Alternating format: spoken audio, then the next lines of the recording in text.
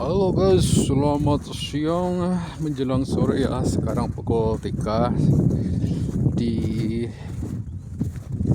Jerman ya. Tepatnya ini aku ada di kota yang bernama Sankt Peter. Yang dulu aku pernah membuat video di sini ketika musim gugur ya. Dan sekarang udah memasuki musim dingin. Dan di sepanjang hamparan jalan ini ya, kalian bisa lihat hampir semuanya tertutup dengan salju ya.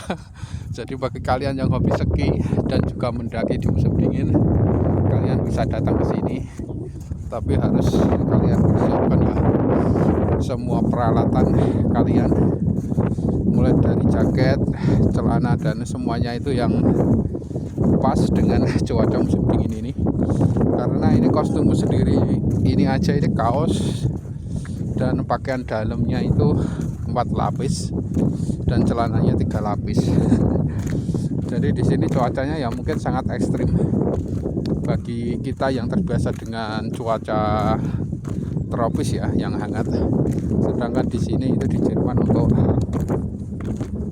kota yang berada di perbukitan atau mungkin di atas gunung seperti Sankt Peter ini, cuacanya bisa nyampe -5, -6 ya. Jadi kalau kita nggak terbiasa ya mungkin bisa masuk angin nanti. Oke, kita lanjutkan perjalanan kali ini di kota Sankt Peter ya, yang berada di provinsi Baden-Württemberg, sekitar 1,5 jam ya dari tempat tinggalku di kota Freiburg, perbatasan di Swiss dan Jerman.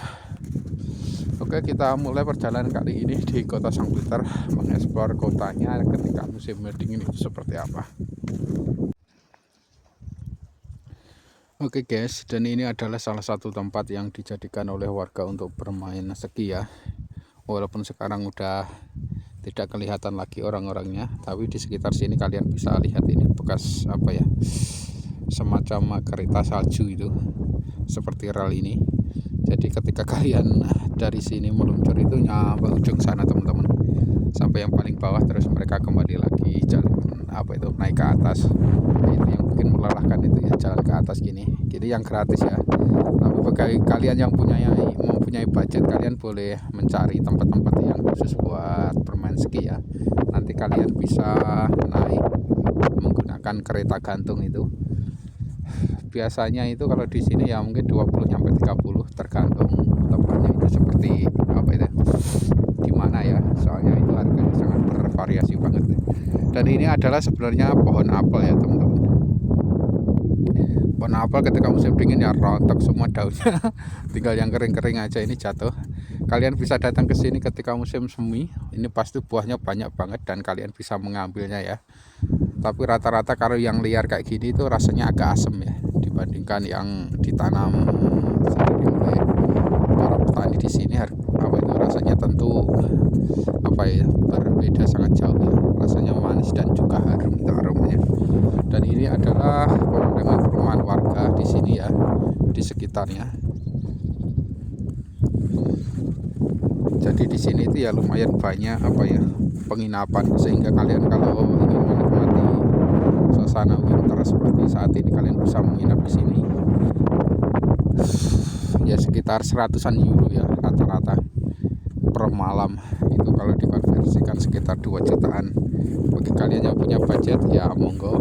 Karena budgetku terbatas ya udah sekedar jalan-jalan, lihat pemandangan, dan ya udah kita balik lagi ke rumah ya. Oke, posisiku sekarang itu adalah suatu perempatan yang cukup sentral dan bisa kalian kunjungi untuk menuju daerah-daerah yang terpencil lainnya di kawasan Sankt Peter ini teman-teman. Oke, dan ini tiba-tiba cuacanya menjadi buruk guys. Jadi saya memutuskan untuk putar balik dan kembali ke tempat tinggalku aja, ke arah Freiburg. Karena ya cukup menyakitkan ini, telinga dan bibir udah mulai kering dan telinga udah kaku ya. Ini sudah berangin dan juga saljunya cukup tebal. Jalan-jalanannya udah mulai tertutup dengan salju ya. Oke, jadi perjalanan kali ini di kota Sang Peter ini tidak aku lanjutkan untuk mengelilingi kota-kota terpencil dan pusat kotanya ya. Karena cuaca tidak mendukung, kalian bisa lihat sendiri ini cuacanya. Karena aku belum terbiasa dengan cuaca seperti ini, ya udahlah. Kita akhiri aja perjalanan di kota Sang Peter ini, teman-teman. Kita lanjutkan lagi naik bus dan menuju kota Freiburg, teman-teman. Dan kalau ada rezeki nanti perjalanan akan aku lanjutkan ke arah Kirchaten ya. Kita coba lihat pemandangannya seperti apa melewati daerah tersebut.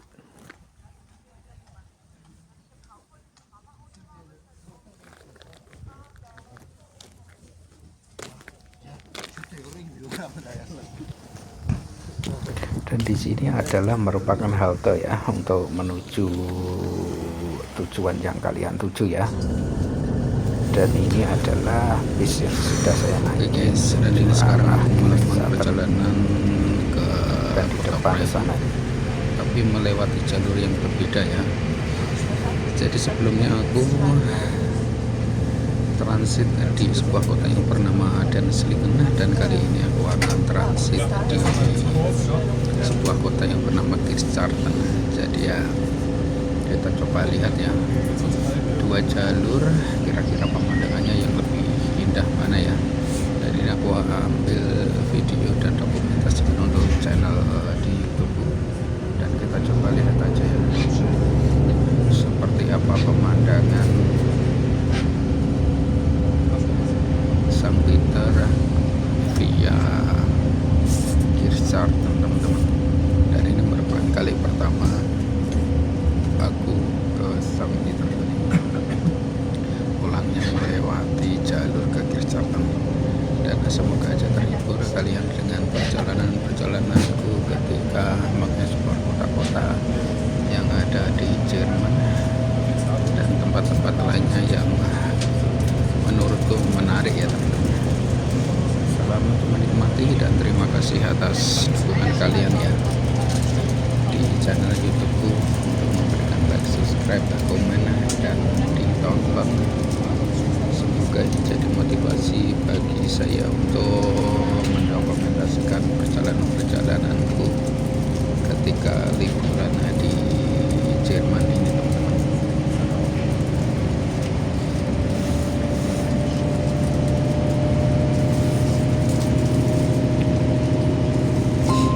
Seperti biasa itu saya sangat kagum dengan perumahan-perumahan warga di sini. Jadi di tempat-tempat terpencil pun itu mereka mendirikan rumah. Sebenarnya ya tidak kagum juga ya, karena di Indonesia pun itu saya sering menemukan perumahan-perumahan warga di pegunungan itu ya, di tempat-tempat yang tidak terpikirkan oleh kita, teman-teman. Coba kita lihat seperti ini. Jadi perumahan ini cuma ada mungkin 2-3 rumah, terus nanti rumah-rumah berikutnya itu ya berkisar mungkin 200-300 meter, agak berjauhan seperti itu. Tapi semua tempat itu pasti ada keunikannya masing-masing ya.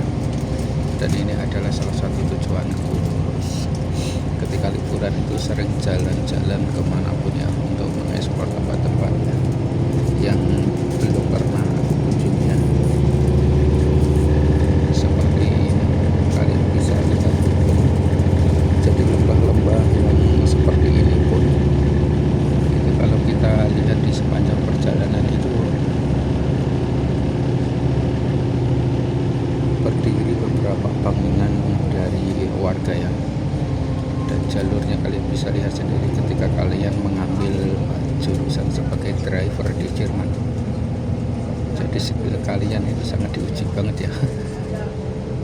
Emang gaji sebagai supir di negara maju seperti Jerman ini ya lumayan gede ya, dibandingkan beberapa jurusan profesi yang lainnya.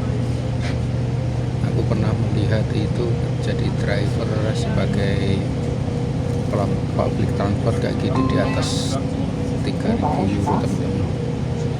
Dan itu kalau dikalikan dengan uang rupiah itu sekitar 60 jutaan per bulan. Itu belum bonus, premi tahunan dan lain-lain, bisa jadi lebih banyak dari itu. Dan kali ini ya lumayan banyak ya para penumpang dari bus ini. Mereka juga sama seperti aku ya, mereka berasal dari daerah-daerah yang daerah saljunya itu sedikit, sehingga mereka suka mengekspor kota-kota yang ada di pegunungan seperti ini, karena di sini mereka bisa bermain salju. Sedangkan untuk daerah tempat tinggalku, daerah Freiburg itu kemarin itu hampir sama sekali tidak turun salju, cuma turun sehari terus sudah cair gitu aja. Dan saat ini teman-teman, itu istriku sedang proses belajar bahasa Jerman ya, karena memang aku persiapkan sendiri ya, supaya dia ketika datang ke sini itu udah siap untuk menghadapi kehidupan yang nyata di Jerman seperti apa, supaya dia tidak terlalu kaget dengan kehidupan yang ada di sini.